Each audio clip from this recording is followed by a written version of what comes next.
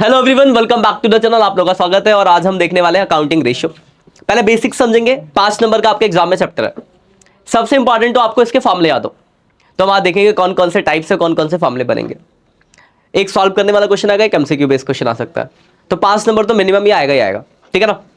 और थोड़ा बहुत थ्योरी भी आपको पता हो। इसमें मैं थोड़ा सा जो थर्ड चैप्टर से पहले जिसमें क्रॉस सेक्शन एनालिसिस और कंपैरेटिव टाइम सीरीज एनालिसिस, उसकी थ्योरी भी है जो थोड़ी सी दो नंबर में आती है, वो भी हम यहाँ पे डिस्कस करेंगे आज, क्योंकि वो भी रेशियो का ही पार्ट समझ लो। रेशियो है क्या एक तरीके से, तो रेशियो एक टूल है जो क्या करता है, फाइनेंशियल स्टेटमेंट को एनालाइज करने के लिए यूज में आता है। जरा ध्यान से देखें तो मीनिंग अगर बात करी जाए तो मीनिंग मतलब रेशियो में हम करते क्या है, तो रेशियो क्या है, आपका अर्थमेटिकल एक्यूरेसी बताता है कंपेयर करने की। रेशियो टूल्स एनालाइज करने का मतलब क्या है कि आप चीजों को कंपेयर कर रहे हो, एनालाइज करो, क्या रिजल्ट क्या आ रहा है सब बताना। तो यह है देखो, relationship between two figures express in arithmetical terms is called ratio. मतलब दो चीजों को अर्थमेटिकल मतलब मैथमेटिकल फॉर्म में अगर दो चीजों की एक्यूरेसी को चेक कर रहे हैं, दैट इज कॉल्ड क्या है, रेशियो है। रेशियो को हम 4 तरीके से बता सकते हैं, आपने पढ़ा भी है कि कुछ होता है आपका प्योर रेशियो के फ्रैक्शन में आता है, प्योर रेशियो 2:1, 1:2। कुछ में था जहां पे हम उसको टाइम्स में आंसर लिखते थे। प्योर रेशियो था जैसे आपका डेब्ट इक्विटी रेशियो प्योर था। टाइम्स में किसका आंसर लिखते थे, जैसे अगर मैं बात करूं इन्वेंटरी टर्नओवर रेशियो, तो हम उनके आंसर टाइम्स में लिखते थे। ट्रेड रिसीवर टर्नओवर रेशियो, तो टर्नओवर वाले के आंसर टाइम्स में आते हैं। तो जिनका फिगर किसमें कंपेयर होगा, टाइम्स में होगा। इसमें किसमें होगा, प्योर फ्रैक्शन में। और ये परसेंटेज, ये याद करो, हमने एक ग्रॉस प्रॉफिट रेशियो निकालना सीखा था, gross profit, net profit, operating profit. तो इन सब का आंसर हम किससे बताते थे, परसेंटेज में। तो तीसरा हम इसके आंसर परसेंटेज में दे सकते हैं। और चौथा है फ्रैक्शन, मतलब प्योरली डिवाइड कर दिया, 0.2:1 पूरा डिवाइड कर दिया, प्योर फ्रैक्शन। तो 4 तरीके से आंसर लिखने के मेंशन है। पहला वाला जो था जिसमें हम करंट और क्विक रेशियो निकालते थे वो प्योर था, फ्रैक्शन डिवाइड कर दिया। एक था प्योर रेशियो था। तो ये 4 कंडीशन समझ आ गई, बेसिक बातें हैं। आगे बढ़ते जरा देखो, ये 2 तरह से एनालाइज आप करना सीखोगे। ये थर्ड चैप्टर का थ्योरी है। एक होता है क्रॉस सेक्शन एनालिसिस और एक है time series analysis. Cross section मतलब वो जो हम पढ़ते थे common size analyse, common size वाला। तो जो कॉमन साइज होता था उसमें क्या होता था, हम एक ही ईयर के एक चीज को दूसरी चीज से कंपेयर करते थे। मतलब पीरियड एक ही रहेगा। अगर मैं 2022 की बात कर रहा हूं तो 22 की इंफॉर्मेशन ही आपके काम की रहेगी, पीछे की किसी इंफॉर्मेशन से कोई मतलब नहीं होता था। तो that is called cross section analysis. तो क्रॉस सेक्शन ही एक तरीके से कौन सा एनालाइज होता है, कॉमन साइज। और टाइम सीरीज में जहां पे एक से ज्यादा साल, टाइम सीरीज, तो इसके अंदर कौन सा आता था आपका, कॉम्परेटिव। तो कॉम्परेटिव एनालाइज जो होता है वो कौन सा होता है, टाइम सीरीज एनालाइसिस। तो यहां पे पीरियड एक से ज्यादा होते हैं, फ्रॉम पीरियड ऑफ टाइम। देखो यहां से अगर मैं इसकी बात करूं, देखो क्या है, it involve the comparison of firm ratio with the same selection firm in the same industry of industry average same point of time की बात करता था वो। अगर मैं 2022 की बात कर रहा हूं तो 22 की चीजों को ही कंपेयर किया जाएगा। तो इसमें क्या होता था, ये देखो, firm present ratio with the past, मतलब मोर देन 1 आ जाएगा, 2 साल 3 साल। तो जो यहां पर टाइम पीरियड एक कांस्टेंट सेम रहता है, जिस साल की बात की जा रही है उसी साल की चीजों को एक दूसरे से एनालाइज। क्रॉस सेक्शन और टाइम एनालाइज क्लियर हो गया। क्रॉस सेक्शन जहां पे एक पीरियड की बात होगी, डिफरेंट आइटम को कंपेयर करेंगे। और जब हम बात करते हैं टाइम सीरीज की, तो वहां पे क्या होता है, आइटम सेम होता है लेकिन पीरियड क्या होता है, डिफरेंट होते हैं। जैसे सेल, पिछले 2-3 साल के सेल से कंपेयर कर रहे हैं टाइम सीरीज। क्रॉस सेक्शन में सेल को कॉस्ट से कंपेयर कर रहे हैं, क्लोजिंग स्टॉक से कंपेयर कर रहे हैं, परचेज से कंपेयर, मतलब बेसिकली यहां पे आइटम डिफरेंट पर पीरियड 1, यहां पर आइटम सेम पर पीरियड क्या होंगे, डिफरेंस। यही डिफरेंस है दोनों के अंदर। इनके दूसरे नाम भी याद रखना, ये कॉमन साइज होता है, कंपैरेटिव होता है। 1 नंबर के एमसीक्यू में पूछा जाता है। अब देखो रेशियो निकालने का ऑब्जेक्टिव क्या है, जस्ट थ्योरी का पार्ट है। तो देख, वो जनरल सा क्वेश्चन है, जनरल बातें आप लिख सकते हो। देखो क्या लिखा है, to locate the weak spots of the business with need to more attention. मतलब रेशियो आपको ये भी बताते कौन सी आपकी कमजोर चीज है जिसको आपको अटेंशन देना, जिसको ठीक करना है आपको। रेशियो पता था आपको। To provide deeper analysis, liquidity का, सॉल्वेंसी का, एक्टिविटी का, प्रॉफिटेबिलिटी का। आपको याद होगा चारों वर्ड आपको सुनने लग रहे होंगे, क्योंकि हम इन्हीं 4 चीजों का एनालाइज करते हैं। तो रेशियो एनालाइज करके हम इसकी डीप एनालाइज कर लेते हैं कि कहां पे क्या कमी है, जिसको हम आगे फ्यूचर में फर्दर दूर कर सके। To provide information for making cross section analysis, to that is for making comparison with that of the same selection firm in the same industry। मतलब इसमें क्या होता है, क्रॉस सेक्शन एनालाइज कर लेते हैं कि हम किसी दूसरे ऑर्गेनाइजेशन से जो हमारी सेम इंडस्ट्री का हमारा कॉम्पिटिटर हो गया उसे हम कंपेयर कर सकते हैं। To provide information for making time series, time series analysis होता है कि हमने पास्ट से अब क्या प्रोग्रेस करी है, कि पिछले साल मेरा ये सेल था, इस साल इतना हो, तो हाँ 20% बढ़ा या 30% बढ़ा, कंपैरेटिव में मेरे निकालते थे ना। तो ये सब इसके क्या है, ऑब्जेक्टिव है। एक ऑब्जेक्टिव जनरल वर्ड है, इसमें कुछ अलग से याद रखने की जरूरत तो नहीं है, सिंपल पढ़ोगे आपको याद आ जाएगा, इसमें कुछ भी ज्यादा दिमाग नहीं लगाना है। आगे बढ़ते हैं, एडवांटेज क्या है। तो देखो एडवांटेज क्या है, फायदे क्या होंगे इसके। तो देखो पहले क्या है, helpful in analyse the financial statement. आप क्या करोगे, फाइनेंशियल स्टेटमेंट को एनालाइज कर सकते हो रेशियो के बेस पे। तो उसी के अंदर डिटेल दिया, पढ़ना समझ आएगा, बहुत सिंपल है। Simplification of accounting data, accounting data को सिंप्लीफाई कर देता, आप आसानी से चीजों को समझ सकते हो। जैसे अगर मुझे कॉम्पिटिटिव चीजें मिल जाए बना के, तो आप देख के बता दोगे ना कि हाँ सेल इस साल 20% से बढ़ा, सीओजीएस में इतना चेंज आया, प्रॉफिट इतना % बढ़ा। अगर आपको डाटा दे दो वो चीज आपको निकालनी पड़ती, पर यहां निकालने से क्या कि आप आसानी से चीजों को समझ सकते हो, कंपेयर करने में आसानी होती है। वीक स्पॉट क्या है इसके, बिजनेस को पता चलते हैं आपको। फोरकास्टिंग, फ्यूचर का हम जो फोरकास्टिंग का होता है, फ्यूचर के जो हम भविष्यवाणी करते हैं कि आगे चल के कंपनी का ये ग्रोथ होगा, ऐसा होगा, तो वहां पे भी ये हेल्प करता है आपका। बिजनेस का ट्रेंड क्या इसके में एस्टिमेट करता है कि नंबर कितने साल में बढ़ेगा बिजनेस, क्या क्या चीजें, इंप्लीमेंटेशन, सारी चीजें। तो ये सब इसके क्या है, फायदे हैं। नुकसान भी है कुछ, तो नुकसान देखो क्या है, ये नुकसान है। पहला क्या है, फॉल्स, अगर मतलब गलत डाटा मिलेगा तो रिजल्ट भी गलत आएगा। विंडो ड्रेसिंग पढ़ा था आपने 11th में, तो वहां ratio analysis becomes less effective due to price level change. और आपने पढ़ा है 11th में कि अकाउंट्स का प्राइस लेवल चेंज को शो नहीं करते, हम हिस्टोरिकल कॉस्ट को लेकर चलते हैं। तो प्राइस लेवल चेंज की वजह से जो ये ज्यादा इफेक्टिव नहीं होता है। Limited use of single ratio, एक रेशियो का हर जगह यूज होता है, बहुत रेयरली और कम जगह यूज होता है। जो लिखा है, the largest should not merely on the single ratio, he should study several connect ratio before researching a conclusion. मतलब क्या है कि अगर कंक्लूजन को दे तो ऐसा नहीं कि वो एक रेशियो देखेगा और आपको कंक्लूड करके दे देगा।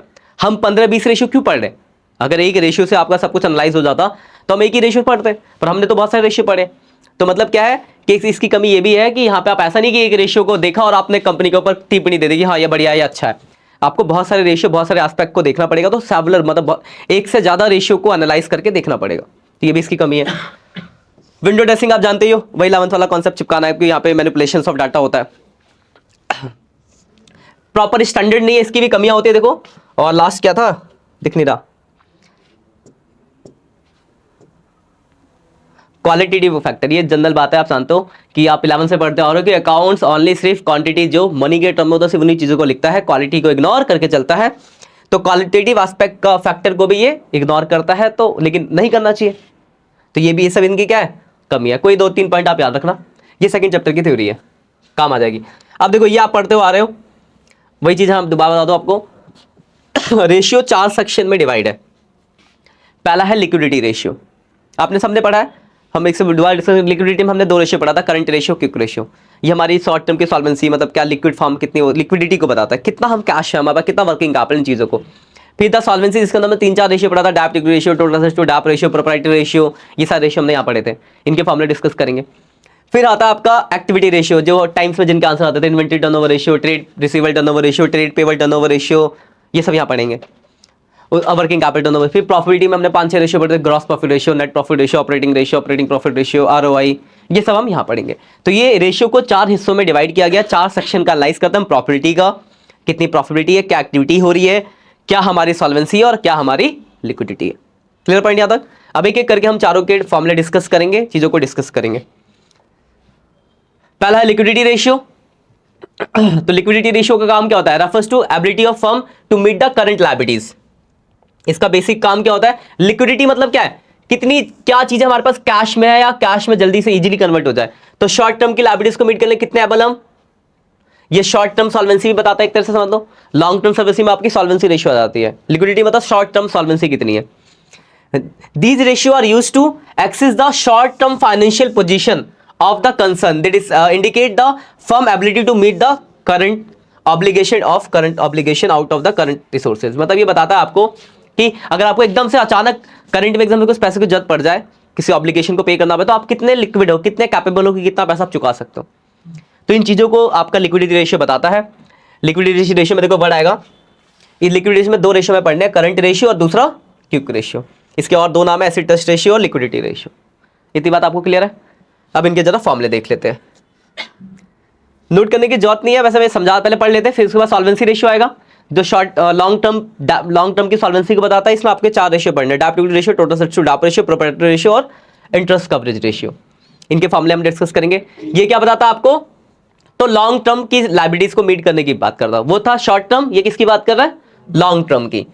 उसके बाद तीसरा आता है आपका एक्टिविटी रेशियो, जिसमें ये पढ़ोगे आप इन्वेंटरी टर्नओवर रेशियो, डेब्ट और trade receivable turnover ratio, trade payable turnover ratio, working capital turnover ratio. ये क्या बताता है, these ratio are calculated on the basis of the cost of revenue from operation और रेवेन्यू फ्रॉम सेल। आपको याद होगा जब हम इनके फॉर्मूले पढ़ते तो नीचे सेल आता है, रेवेन्यू फ्रॉम ऑपरेशन या सीओजीएस।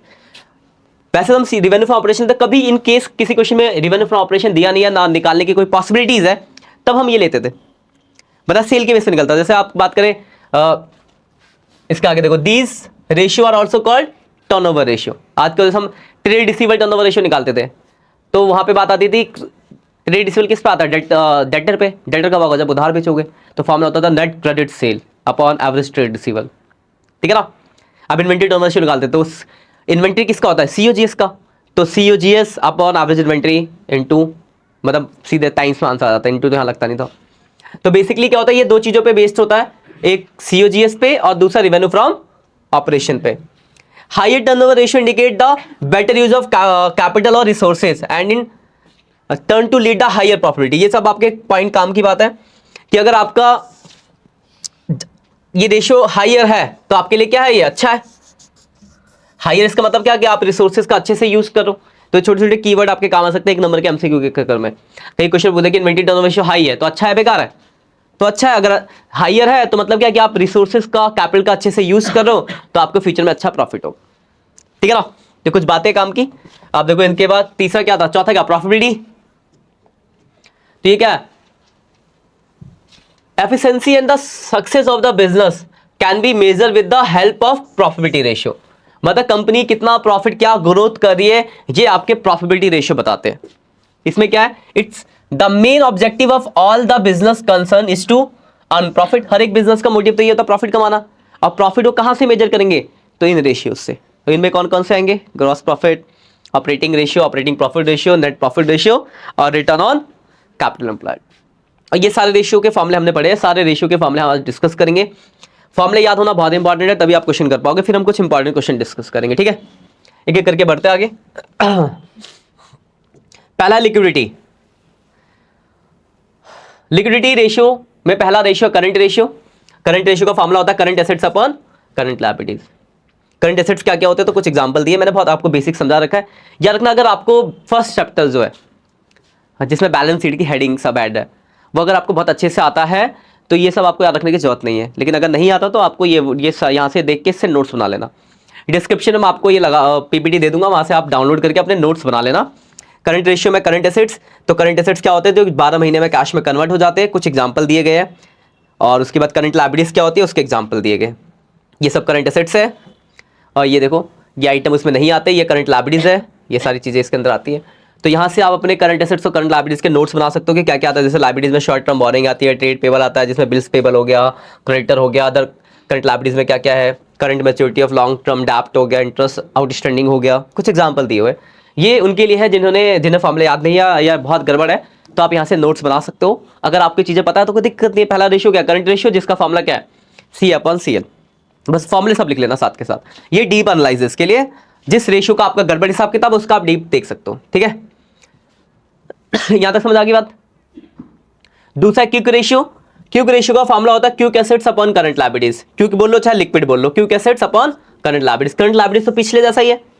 क्यूक एसेट्स कैसे निकलता, तो क्यूक एसेट्स का फॉर्मूला, क्यूक एसेट्स का फॉर्मूला था आपका, याद होगा आपको, current assets minus inventories minus prepaid expense. लिखवाया था, यहां पे लिखा होगा, देखो कहीं, ये रहा देखो, लिक्विड या quick assets equal to current assets minus inventories minus prepaid expense, ठीक है। तो ये इसका फॉर्मूला होता है, किसका, क्यूक एसेट्स का। बाकी करंट लायबिलिटीज के आपको पता ही है पहले से, ये थोड़ी चीजें बातें दी गई है। करंट एसेट्स में क्या क्या चीज आती है, वही बातें यहाँ पे लिखी गई है। आपको क्लियर है तो कोई पढ़ने की जरूरत ही नहीं है, कोई दिक्कत यहाँ तक। तो दूसरा रेशियो आपका क्यूक रेशियो। हम ज्यादा डिटेल में नहीं जाएंगे, शॉर्ट में जाएंगे। डिटेल का अगर बिल्कुल ब्लैंक है किसी का तो देख सकते हो। इन दोनों में डिफरेंस दे रखा है, समझ लेते हैं। तो ये रिलेशन किसमें दिखाता है, करंट एसेट्स और करंट लायबिलिटीज में। ये किसमें दिखाता है, क्यूक एसेट्स और करंट लायबिलिटीज में। इसका फॉर्मूला ये है, इसका फॉर्मूला ये है। इसका ऑब्जेक्टिव क्या होता है, तो 12 महीने तक के लिक्विडिटी के लिए, ऑपरेटिंग साइकिल के लिए। और ये liability with in with in a month, मतलब शॉर्ट टर्म, इमीडिएटली जो होता है 1 महीने के अंदर की बात की जा रही है, ये 12 महीने की बात कर रहा है। लिक्विड मतलब जो बहुत जल्दी कैश में convert, that is called quick acids या लिक्विड एसिड्स। आइडियल रेशियो इसका क्या होता है? 2:1 होता है। इसका आइडियल रेशियो क्या होता है? ये भी एमसीक्यू में पूछा जा सकता है। True measurement is not a true measurement of short term financial position of the firm as it may be include the large amount of inventories. और ये क्या, remove the short term coming current ratio by excluding the inventories. तो इसमें क्या होता है कि बहुत सारा कुछ इन्वेंट्री का भी कैलकुलेशन होता है। इन्वेंट्रीज क्या होती है ना, हम जो बेचने के लिए रखते हैं, तो वो 12 महीने तक चलती है। तो ये 12 महीने की एनालाइज की बात करता है, और ये जो बात कर रहा है वो 1 महीने की बात कर रहा है, शॉर्ट टर्म बिल्कुल ही, ठीक है ना। तो यहां से काम की बात क्या है, ये एक आइडियल रेशियो आपके काम का है और एक ये फॉर्मूला आपके काम का है। ऐसा आपको कोई क्वेश्चन नहीं आएगा करंट रेशियो और क्विक रेशियो में डिफरेंस बताओ, पर ये 2-3 बातें आपके काम आएगी। अगला सॉल्वेंसी रेशियो। सॉल्वेंसी में पहला रेशियो क्या आपका? डेब्ट इक्विटी रेशियो। डेब्ट रेशियो का फॉर्मूला क्या होता है? लॉन्ग टर्म डेब्ट अपॉन शेयरहोल्डर फंड। इसको आप डेब्ट अपॉन इक्विटी भी बोलते हो। डेब्ट का मतलब है लॉन्ग टर्म डेब्ट और शेयर होल्डर फंड का मतलब आप जानते ही हो। आपको अगर बैलेंस शीट याद है तो पहली हेडिंग होती थी शेयर होल्डर फंड की, और उसके अंदर 2 चीजें आती थी, शेयर कैपिटल और reserve and surplus. Share capital का मतलब इक्विटी शेयर और प्रेफरेंस शेयर, और रिजर्व का मतलब जो भी प्रॉफिट्स और रिजर्व है। तो उनके फॉर्मूले भी यहाँ दिए होंगे। लॉन्ग टर्म डेब्ट क्या होता है? These include long term borrowing, long term provision. आपका तो लॉन्ग टर्म बोरिंग नाम का हेड होता था, इसके अंदर बहुत सारी चीजें आती थी। लॉन्ग टर्म प्रोविजन नाम का हेड, इसमें भी बहुत सारी चीजें आती थी। तो इन दोनों को जोड़ते तो लॉन्ग टर्म डेब्ट आता है। शेयर होल्डर फंड में क्या आता है? शेयर कैपिटल और रिजर्व एंड सरप्लस। उसको इंक्लूड शेयर कैपिटल के अंदर क्या क्या आता है? सिर्फ शेयर की अगर मैं बात करूं तो शेयर 2 तरह के होते हैं, इक्विटी शेयर्स और preference share. Reserve and surplus में क्या आता है? तो इसमें देखो क्या कहता है, capital reserve, security reserve, general reserve, balance इन स्टेटमेंट पीएनएल, ईटीसी, मतलब जो भी आपका रिजर्व एंड सरप्लस की चीजें आती है। तो देखो अगर आपको बैलेंस शीट का फॉर्मेट याद होगा तो आपको पता होगा रिजर्व एंड सरप्लस में क्या आता है। अलग से आइटम देखो तो आप जोड़ लोगे, तो बैलेंस शीट आने से बहुत फायदा होगा आपको इसमें। अब इसका ऑब्जेक्टिव क्या है? तो लॉन्ग टर्म सॉल्वेंसी बताता है। इसका आइडियल रेशियो क्या है? 2:1 है। दूसरा रेशियो टोटल एसेट्स टू डेब्ट रेशियो। टोटल एसेट्स टू डेब्ट रेशियो का फॉर्मूला क्या है? तो इसका फॉर्मूला होता है total assets upon long term डेब्ट। लॉन्ग टर्म डेब्ट आप जानते हो। टोटल एसेट्स क्या? टोटल एसेट्स का मतलब है बैलेंस शीट का टोटल। बैलेंस शीट किसी भी साइज की, अगर आपको याद होगा, ये शॉर्ट ट्रिक याद रखना। लायबिलिटी साइड में 3 हेडिंग होती है, share holder fund, non current liabilities और करंट लायबिलिटीज। और एसेट साइड में 2 हेड होता है, नॉन करंट एसेट्स और। तो चाहे इधर का टोटल पता चल जाए चाहे फिर इधर का, दोनों ही आपके क्या हो जाएंगे? Total assets. यानी आप टोटल एसेट्स के 2 फॉर्मूले लिख सकते हो, नॉन करंट एसेट्स और करंट एसेट्स टोटल एसेट्स, या फिर लिख सकते हो share holder fund plus non current liabilities और करंट लायबिलिटीज। इन दोनों को जोड़ के क्या होता है? टोटल डेब्ट, है ना। लॉन्ग टर्म, शॉर्ट टर्म, यानी टोटल डेब्ट। यानी आप कह सकते हो अगर शेयर होल्डर फंड में टोटल डेब्ट को जोड़ दिया जाए तो टोटल ऑफ बैलेंस शीट आ जाएगी, कोई दिक्कत। और टोटल ऑफ बैलेंस शीट का मतलब है चाहे वो एसेट साइड की बोल लो चाहे फिर लायबिलिटी साइड की। दूसरा क्या इसमें? लॉन्ग टर्म डेब्ट आप जानते ही हो, ठीक है ना। क्लियर बाइट बातें। अब देखो उसके बाद अगला रेशियो, इसकी देखो डिटेल भी दिया है। टोटल एसेट्स कैसे निकलेगा? तो इसमें टोटल एसेट्स का मतलब है नॉन करंट एसेट्स और करंट। नॉन करंट एसेट्स में कुछ चीजों को नहीं लिया जाता, इंटेंजिबल एसेट्स, ठीक है, मतलब जो इंक्लूड है उनका नाम दिया। टेंजिबल एसेट्स आता है जिनके नाम है इंटेंजिबल एसेट, जैसे गुडविल, पेटेंट, ये आएगा आपका। नॉन करंट इन्वेस्टमेंट आएगा, लॉन्ग टर्म लोन्स एडवांसेज आएगा। तो मतलब बेसिकली अगर आपको फॉर्मेट याद है बैलेंस शीट का तो इसको आपको याद रखने की जरूरत नहीं है। फॉर्मेट याद नहीं है तो आपको फॉर्मूले याद रखने पड़ेंगे अंदर के। तो बैलेंस शीट याद तो समझो आधा काम तो ऐसे ही हो गया रेशियो का। डेब्ट का मतलब क्या है? तो लॉन्ग टर्म बोरिंग और लॉन्ग टर्म प्रोविजन आता है। क्लियर है। तीसरा रेशियो प्रोप्राइटरी रेशियो, जिसका फॉर्मूला होता है share holder fund upon total assets. Total assets आप जानते ही हो, शेयर होल्डर फंड मैंने आपको पहले बता दिया पिछले वाले रेशियो में। और अगला होता है इंटरेस्ट कवरेज रेशियो, जिसका फॉर्मूला होता है net profit before interest and tax upon interest on डेब्ट, और इसका आंसर टाइम्स में आता है। और नेट प्रॉफिट बिफोर इंटरेस्ट कैसे आएगा हम आगे फर्दर डिस्कस करेंगे। तो ये 4 फॉर्मूले याद रखेंगे। तो बेसिकली क्या आपको फॉर्मूले याद रखने, रेशियो में सबसे इंपॉर्टेंट है फॉर्मूले याद रखना। और ये बनाने का मेन मोटिव है कि आप इससे फॉर्मूले याद रखो। फॉर्मूले याद हो जाएंगे तो आपको बस क्वेश्चन करने होंगे, फॉर्मूले याद नहीं तो फिर क्वेश्चन नहीं बनेंगे। इस चीज को दिमाग में रखना। देखो ये रहा अगला एक्टिविटी रेशियो। एक्टिविटी में सबसे पहला आता है इन्वेंटरी टर्नओवर रेशियो, जिसका फॉर्मूला होता है COGS upon average inventory. COGS के फॉर्मूले लिखवा रखे मैंने पहले, यहाँ भी दे रखे हैं। सीओजीएस के 2 फॉर्मूले थे, एक तो था वो स्टॉक वाला, opening stock plus net purchase plus direct expense minus closing stock. दे रहा opening inventory plus purchase plus direct expense के नाम दिए गए और माइनस क्लोजिंग स्टॉक। और दूसरा था सेल्स माइनस जीपी। तो दूसरा है सेल्स मतलब revenue from operation minus GP, और अगर लॉस होगा तो प्लस, ठीक है ना। ये फॉर्मूला हो गया। और दूसरा क्या चाहिए आपको, एवरेज इन्वेंट्री। तो एवरेज इन्वेंट्री कैसे निकलता है, opening inventory plus closing inventory divide by 2। तो ये रहा उसका फॉर्मूला, एवरेज इन्वेंट्री का opening plus closing divide by, ठीक है। दोनों चीजें निकालना, यहां रखना, और इसके आंसर जो निकलेंगे टाइम्स में निकलेंगे। क्लियर पॉइंट यहां तक? याद करना सबसे पहले। अगला ट्रेड रिसीवेबल टर्नओवर रेशियो, इसका फॉर्मूला होता है net credit sale upon average trade receivable. Credit revenue from operation या क्रेडिट सेल बोल लो, net credit sale upon average trade receivable, इसका फॉर्मूला है।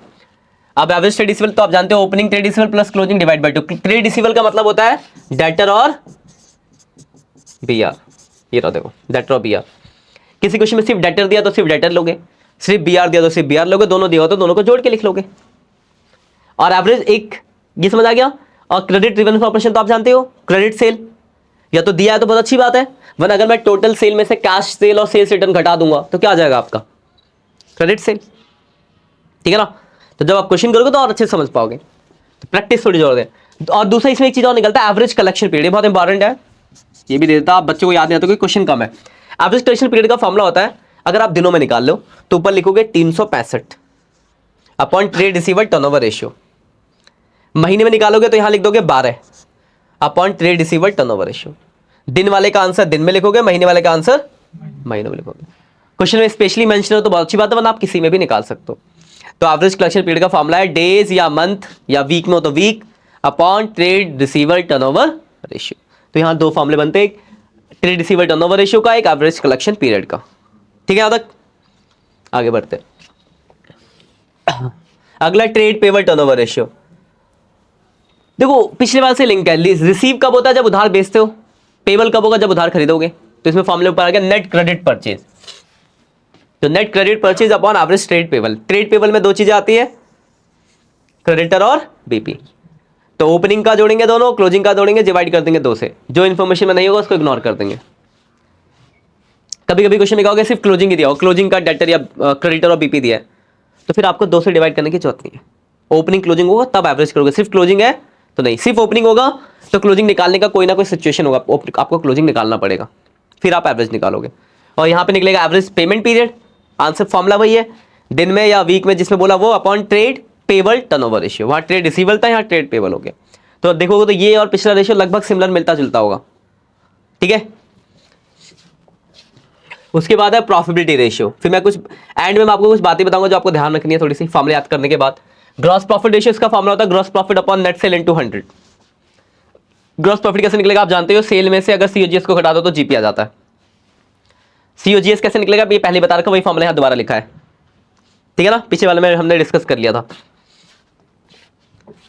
और देखो दूसरा formula operating ratio. Operating ratio का फॉर्मूला होता है ये COGS plus operating expense upon net cell into 100। COGS निकालना आपने सीख ही रखा पहले, जब आप उसके क्वेश्चन करोगे इन्वेंटरी टर्नओवर रेशियो के तो वहीं सीख जाओगे इसको। सेल आप जानते हो, ऑपरेटिंग एक्सपेंस क्या होता है, सीओजीएस का फॉर्मूला वही दे रखा पुराना, देखो ऑपरेटिंग एक्सपेंस का देखो कुछ नाम है, जब मैंने आपको पहले पढ़ा होगा तो मैंने ये सब बात लिखवाया भी आपको, employ benefit expense, depreciation and amortization, other expenses that is office and administration expense, selling and distribution expense, discount, bad debts, interest on short term loan, ये सब आपके किसके अंदर आते हैं, ऑपरेटिंग एक्सपेंस के अंदर। और ऑपरेटिंग इनकम क्या होती है, तो ये कुछ नाम दिए गए, trading commission receive, cash discount receive आपकी ऑपरेटिंग इनकम होती है। वैसे ही आपसे पूछा नहीं जाएगा, इसकी जरूरत नहीं पड़ेगी, ये खर्चों की जरूरत पड़ेगी बस, ठीक है। यहाँ तक कोई परेशानी। अब ये फॉर्मूले में रखेंगे और आंसर निकाल देंगे। वही ऑपरेटिंग प्रॉफिट रेशियो जब निकालेंगे तो फॉर्मूला होता है operating profit upon net cell into 100। अब बताते हैं कि ऑपरेटिंग प्रॉफिट कैसे निकलेगा। तो अगर मैं ग्रॉस प्रॉफिट में से ऑपरेटिंग एक्सपेंस घटा दूं, ये वाला ऑपरेटिंग प्रॉफिट आपको मिलेगा नहीं क्वेश्चन के अंदर, तो उसको हटा देते हैं। तो अगर मैं ग्रॉस प्रॉफिट में से क्या घटा दूं, ऑपरेटिंग एक्सपेंस, तो आपका क्या निकल जाएगा, ऑपरेटिंग प्रॉफिट। ऑपरेटिंग एक्सपेंस क्या क्या होता है वो एग्जांपल यहां दोबारा दिए गए, ठीक है। इनकम आपको क्वेश्चन मिलेगा नहीं, वरना ये 2 नाम होते हैं वैसे देख सकते हो वाकई, लेकिन बुक में आपके कोई भी क्वेश्चन नहीं है। फिर अब एक चीज और, ये वाली कंडीशन याद रखना, कभी कभी क्वेश्चन में क्या होता है नेट प्रॉफिट दिया होता है, आपसे बोलता है ऑपरेटिंग प्रॉफिट निकालो, तो ये एक फॉर्मूला है ऑपरेटिंग प्रॉफिट निकालने का। नेट प्रॉफिट में से अगर मैं एक्सपेंसेस को, नॉन ऑपरेटिंग एक्सपेंस को प्लस कर दूं और इनकम को घटा दूं तो भी हम यहां पे पहुंच जाएंगे। इसका मैंने एक टेबल लिखवाया था, भी मैं आपको लिखवा के भी दिखाऊंगा, ये भी था एक फॉर्मूला। तो ये 2 फॉर्मूले इसके, ठीक है ना। वो टेबल कौन सी थी, वो वाली टेबल भी दिखाता हूं मैं आपको। एक मिनट, आगे बढ़ते हैं। वो टेबल इसके एकदम एंड में उस टेबल को डिस्कस करूंगा। आखिरी रेशियो, उसके बाद एक और रेशियो नेट प्रॉफिट रेशियो, जिसका फॉर्मूला होता है net profit upon net cell, net profit upon net cell into 100। Net profit कैसे निकलेगा? तो ग्रॉस प्रॉफिट में से आप खर्चे घटाएंगे, इनकम जोड़ेंगे तो आपका नेट प्रॉफिट निकल जाएगा। इनडायरेक्ट एक्सपेंस क्या क्या होते हैं उनके नाम दिए गए रहे, और ये नाम याद रखने की जरूरत भी नहीं है। जितने भी खर्चे होते हैं जो डायरेक्ट नहीं होते सब इनडायरेक्ट होते हैं। ये है आपका लास्ट रेशियो, फिर हम उस टेबल को डिस्कस करेंगे। लास्ट रेशियो आपका return on investment, ROI, important आने के चांस है। आरओआई का फॉर्मूला होता है net profit before interest and tax. ये आरओआई ये वहां पे भी आया था, याद होगा आपको, जब हम वो क्या कहते हैं इंटरेस्ट कवरेज रेशियो लिख रहे थे, ऊपर यही था, upon capital employed into 100। Capital employed क्या होता है समझो, शेयर होल्डर फंड, और जो ये है कैपिटल एम्प्लॉयड, ये कैपिटल एम्प्लॉयड है, share holder fund plus non current liability. तो डायरेक्ट दिया तो अच्छी बात है, वरना अगर मैं टोटल और बैलेंस शीट में से इसको घटा दूं तो भी आ जाएगा ना। तो देखो इसके कुछ फॉर्मूले लिखे हैं। फर्स्ट तो है कि share holder fund plus non, मतलब ये इन दोनों को जोड़ लो, और दूसरा क्या है कि अगर मैं टोटल एसेट्स में से क्या घटा दूं, करंट लायबिलिटीज। तो ये दूसरा फॉर्मूला लिखा है कि अगर मैं टोटल एसेट्स में से करंट लायबिलिटीज घटा दूं तो भी आपका निकल जाएगा। दोनों मेथड बता रखे हैं, ठीक। अब इतने रेशियो के बाद कुछ बातें जो आपको ध्यान रखनी है वो क्या है, दो टेबल। पहली टेबल ये जो जहां से फॉर्मूले बन रहे थे कि आप कैसे रिलेट कर पाओगे। सेल में से घटाते हैं हम सीओजीएस, तो आपका ग्रॉस प्रॉफिट आता है। उसमें से माइनस करते हैं हम ऑपरेटिंग एक्सपेंस। अब ऑपरेटिंग एक्सपेंस क्या क्या मैंने पीछे पीडीएफ में बता रखा आपको, वो माइनस करेंगे तो आपका आएगा ऑपरेटिंग प्रॉफिट। इसमें से माइनस करेंगे नॉन ऑपरेटिंग एक्सपेंस और प्लस करेंगे अदर इनकम, तो आपका आ जाएगा नेट प्रॉफिट। और इन्हीं फॉर्मूलों को आगे पीछे करके वहां पे चीजें निकाली गई, यहीं से फॉर्मूले लिखे गए। आप एक बार रिलेट करके देखना, आपको समझ आ जाएगा। तो टेबल से सारा काम हो जाता है। एक टेबल और है जो आपके काम की है, ये वाली, आपका होता है net profit before interest and tax. इसमें से हम माइनस करते हैं इंटरेस्ट,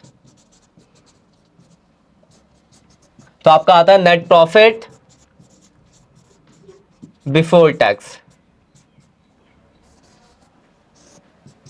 फिर इसमें से माइनस करते हैं टैक्स,